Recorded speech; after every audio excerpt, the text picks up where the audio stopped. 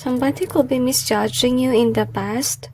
So we have the heart in either way. We also have save. Okay, I don't know why, but nainawakan ko yung save. Naisip ko parang save by the universe is what I sent. So we have the heart in either way. Ibig sabihin na nung past mo, meron ka sigurong hard life and meron siguro sa ngayon na okay na yung iyong buhay, meron ka na something, okay, na wala ka before. So we have this here. So dahil nga naligtas ka, naging okay na yung buhay mo, meron tao na hindi masaya sa nangyari sa ngayon, na okay na yung iyong buhay. And with the moon being here, ibig sabihin lang nun na you're not aware na may tao na naiinis dahil maganda na yung iyong buhay. Kasi I feel like you're more focusing on what you have going on rather than yung mga haters mo, which is actually nice na focus ka sa maganda nangyayari sa iyong buhay. So we have the alone. We also have this. Okay, so kung sino man to nagagalit, na naiinis na okay yung iyong buhay, itong tao na to ay alone. I'm also sensing that this person do have anxiety issues. I feel like money problem kasi nakabaliktad to. So, ibig sabihin can be broken home or can be yung kanyang stability ay naka-reverse. Hindi okay yung kanyang I feel like also spiritual life is what I sense. So, also, of course, also with regards sa kanyang money. Meron siyang money issues. So, we have the abuse in reverse. Ito siguro yung tao na they tend to abuse, manipulate things gamit yung kanilang kayamanan. Pero sa ngayon, hindi niya magawa dahil itong abuse ay naka-reverse. So, siguro ito yung tao na may mataas sa katungkulan before. Tapos, nung nandun pa siya, mga pang-abuso siya, I feel na makapal din yung mukha, yung naiisip ko rin. Hindi na siya makapag-abuse dahil bumaba na yung kanyang estado sa buhay. I feel like this person is being forced on to live a simple life. So we have the Emperor here. So this is somebody who used to be in power or in charge. So we have our sense of taste has changed. It's in either way na lumabas.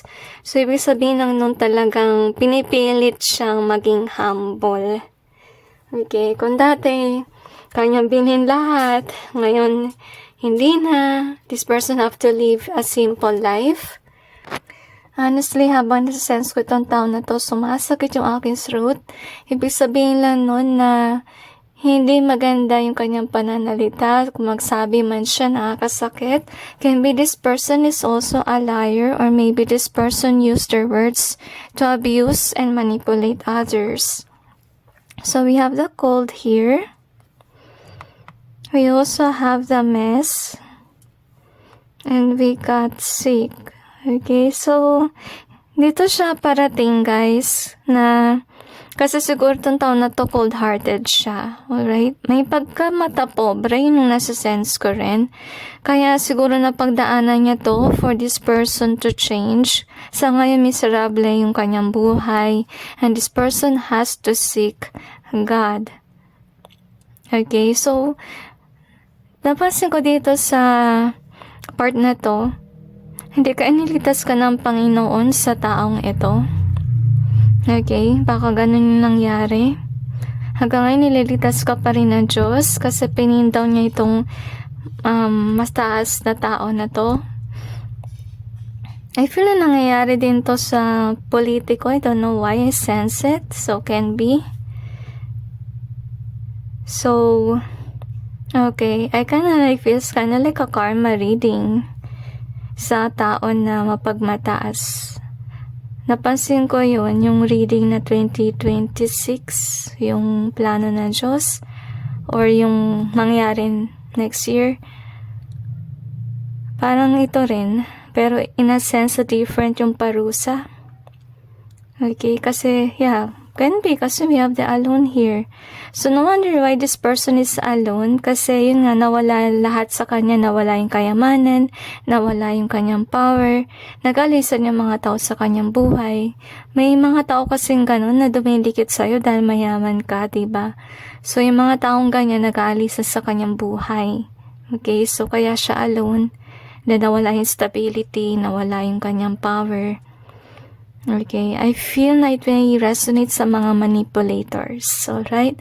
So, anyway, I hope na magbago itong taon na to. And sa inyo guys, continue nyo lang mag-focus sa ginagawa nyo sa ngayon.